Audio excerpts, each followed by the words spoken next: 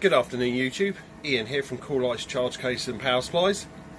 Thank you for tuning in and watching another one of my videos. I hope you're enjoying the content with regards to the charge cases and various bits that I post, and obviously your feedback and likes are appreciated. I've got another case I'd like to show you today. Basically, I have built one like this design before. It's utilising a slightly deeper case than usual, and the idea behind that is the customer wanted obviously the ability for storage, but a reasonable amount. So by going with a deeper case, and also on this case as well, due to the depth, it allows me to segregate off a third of the width of the case, if you like, to devote that to the storage. So you've got literally 1/3 of the case, which is on the right side of the case, quite a deep storage. So you've got about, I think it's about 240 mils, so 24 centimeters of depth. So you get quite a decent amount of storage there. Essentially, this case is using a Revolectrix PL8 charger with matching bump controller as well, mounted in the lid. That's obviously housed in one of my custom designed and 3D printed holders. With the cable chain, I'm just going to switch arms here because my arm's floating in the air.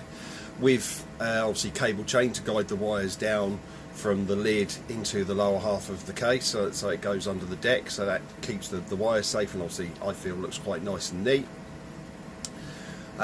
We've obviously then built into the deck the MPA board itself. Originally we were going to go for a free floating board, and I was going to potentially use again one of my 3D printed connector holders to obviously have the output on the side of the case, so that the customer then could obviously lay his batteries, orientate his batteries around the MPA board while it was on the bench. He then decided, no, I'd prefer it perhaps on the deck itself, so that's what we've done. So I've tried to keep the MPA board as centrally mounted as possible, obviously taking into account then the storage door, the hinged storage door, which is obviously on the push latch on the right hand side, and on the left hand side then obviously it's pretty much open deck. So when the storage door is closed, in fact the entire deck becomes the platform for the lipos or charging batteries to sit on. So it's worked quite well. We've obviously got the usual 75/30 radial fans, and I've mounted them on the bottom of the deck again with using the various 3D printed brackets and holders that I do. So they're obviously pulling air out of the case as it gets warmed up by the charger and the power supplies in there. We've got the ability to switch between AC and DC input using the rotary isolator selector switch that I've used in the past, so that'll look familiar to many of you who've seen some of my other videos. On the side of the case then, obviously I've got the usual IEC AC input socket, and I've created a 3D printed bezel for that, so that looks quite nice and neat again as well. I've also then done a bit of a variation on one of my other connector holders that you've seen, with a little magnetically hinged flapped door over the top of it. This one, instead of I think last time there was a Super X connector in there or something, this time we've got an EC5.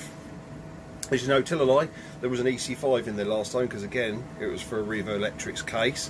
So I'm using EC5.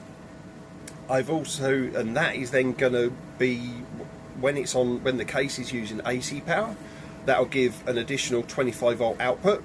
So another Revolectrix PL6 or PL8 can be added there. Above that then I've designed in an XT60, and that is connected to the 12 volt output of the first power supply. Again, this case is using one of my 1500 watt servo derived power supply setups, so I can obviously take a 12 volt feed off the first one and a 25 volt combined feed off both of them in series. So we've got the EC5 for 25 volts, an XT60 giving 12 volts for lesser powerful chargers, and then above that I've then sunk in a female servo style plug socket, and that is connected to channel 2 of the bump controller. So essentially then the customer can connect a PL6 to the external power port and then obviously using a little male-to-male servo extension wire, then have the bump controller control both the inbuilt PL8 and an external PL8 or PL6 even, whichever he wants to do. So that's obviously working quite well, and it's all under one roof in one 3D printed holder. When the customer wants to use the case or power the case off an external battery, such as a leisure car battery, etc., the EC5 then, with the rotary isolator switch in the off position, that EC5 then becomes the becomes the DC input power point. So again, it's a multi-role connector there, or connection point there. It's either an output when on AC or an input when DC operation is required. So what I'll do, without further ado, I'll try and turn this camera around, because I'm not necessarily very photogenic and my arm is starting to ache. I must get myself a selfie stick or something. But obviously, thanks for watching. I hope you enjoy seeing the case next as I turn it around, and let's walk you through it. So let's turn it around.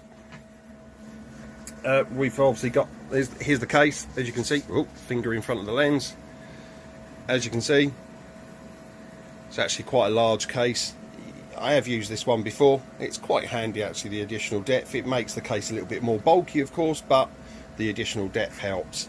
So going on the outside, we've got my usual lasered laminate acrylic plaque there, which looks quite nice, and obviously it shows upside down here, but when the lid is flipped open it reads the right way. On the outside then you can see 4 button head, kind of like button head screws with inbuilt washers there. That is obviously holding the 3D printed bump holder in, which you'll see in a minute when I open it up. Scroll down to the front. I've got the rotary isolator switch on the front there to switch between AC and DC. USB, twin port USB ports there, and it's stuck in the ribs. And I must admit, I put the AC selector switch there purely and simply because obviously the button, or should I say the control knob, does protrude. You can take it out. If I put it there and pull it off, I can take it out, but then you've got to worry about it. So most people would potentially leave it in, but where it is, it's actually in line almost with the ribs of the case itself, and of course the handle's there as well, so it's it's much more less likely to be bumped and broken there in transit. So I quite like fitting it in those kind of positions, gives it a bit of protection. Come around to the left side, we've got the AC connection on the side, and obviously then you can see the little 3D printed bezel I've done. It's just another little thing I've done recently. I think it just adds for the extra few pence it takes to print it, I think it adds a little bit more of a dimension to the AC connector there and makes it just look at that little bit more that it should be there. Pan back, that'll look familiar to you. My water resistant case that I did a couple of months back used this kind of same idea, so I've reused it again. It's obviously on a magnetic, so it doesn't just flap about unnecessarily. There's a little magnet sunk into the lid. Excuse me. There's a little magnet sunk into the lid, which is obviously above one of the screw heads, so of course then when that's down it flaps and locks into place. And then obviously I've put a little recess in there then, so you can hook a nail into it or something and then break the magnet holding it. There's the magnet, you can just about see it under there. I'll hold it up, and there's the connections that I was talking about a few moments ago. We've got the EC5, which is also connected to the 25 volts of the power supply, the XT60 in the middle, which is obviously capable of giving 12 volts, and the little servo female connector at the top there then, which goes obviously directly to the bump. And I've got ferrite rings, ferrite chokes directly behind it, and obviously going up into the bump controller there as well, so that works quite nice.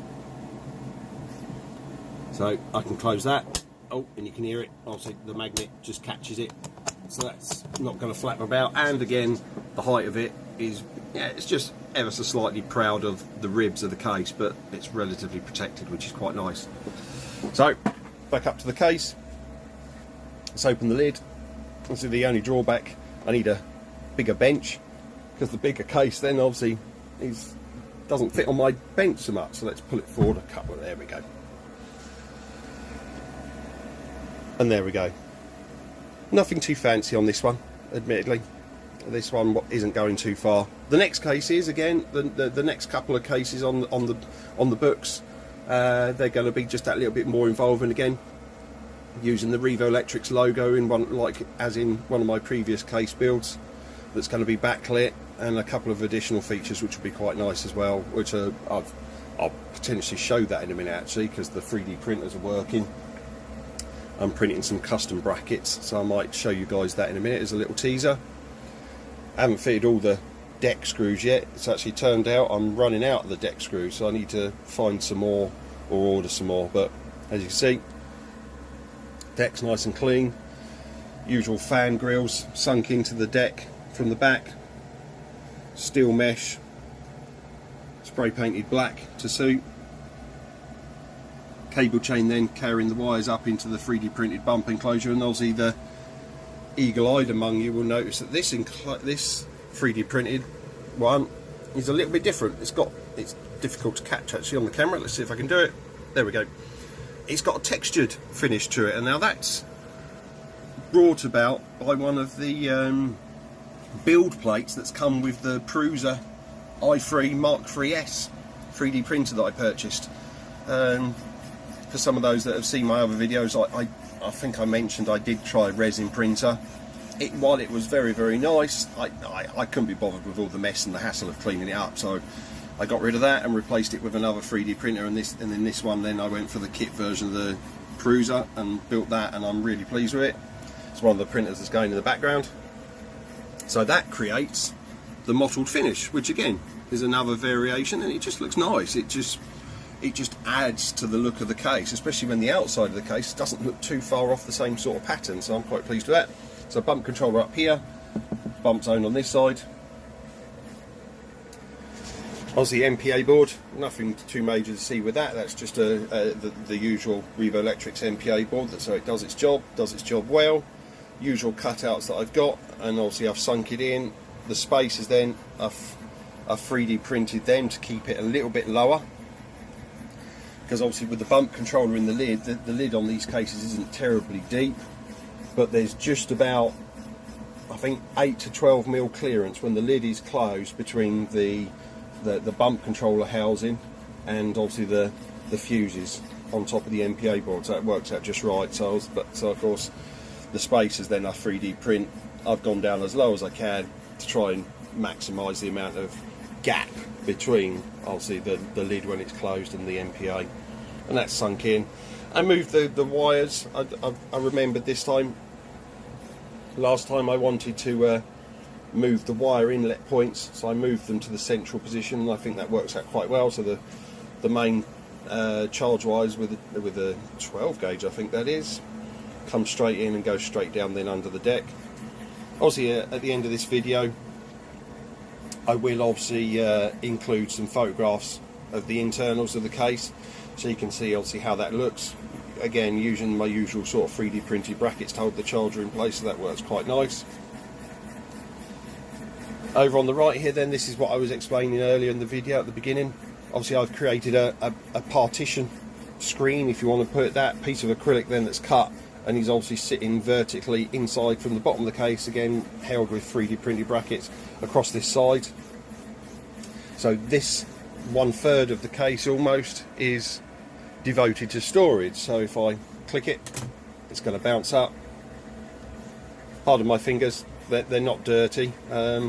One piece of advice I can give people: if you have a problem with an inkjet printer, before you go digging around inside it, because there is wet ink in there, put some gloves on, because it does not come off.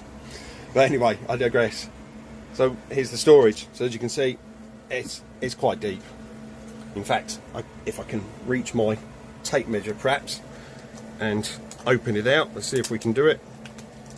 I can probably give you a depth measurement there. So if I go all the way to the bottom, oh yeah, we've got just over 21 centimetres, so 210 mil of depth, and the width goes just a little bit over to the outside of the case. Here you've got about 180 width, so 18 centimetres, and depth on that is, yeah, potentially 336 centimetres, so it's quite a nice size storage there. It works quite well. Oh, keep putting my finger through the wrong side.